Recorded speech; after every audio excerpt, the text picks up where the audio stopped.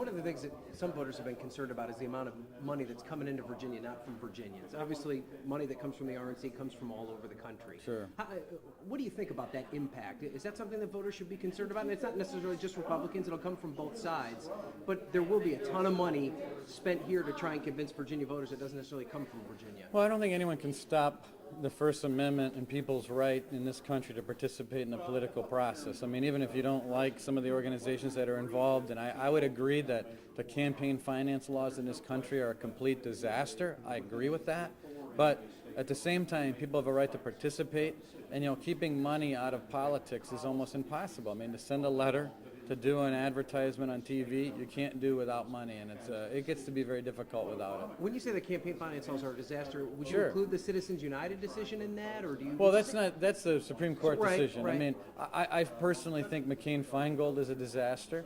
I think that the idea that somehow we're going to keep money out of politics, this doesn't work. We have more money in politics today than we've had, before pre-McCain-Feingold. I think the super PACs haven't been a positive thing for this country.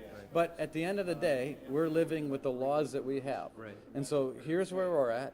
And keeping money out of politics is very difficult to do. I mean, people have a First Amendment right to participate. So by putting up all these fences and all these walls that the legislature has tried to do over the years, it hasn't made anything easier. It's just made everything more complicated. Would you say that it's made it even a little more secret because now we have a layer of Right. non-disclosure with these big third-party groups in the Well, super PACs? here's the irony of all this. Organizations like the Republican National Committee and the Democratic National Committee disclose the most on a monthly basis to the American people through the Federal Election Commission. So every stamp that we buy, every dollar that we send out, we disclose with specificity to the American people every month. Right. And we have the most restriction when it comes to how much money we can take in. On the other hand, the 527 and other groups have no restriction as to how much money they can bring in, and they have no disclosure requirements. So, I mean, the law in that regard is upside down.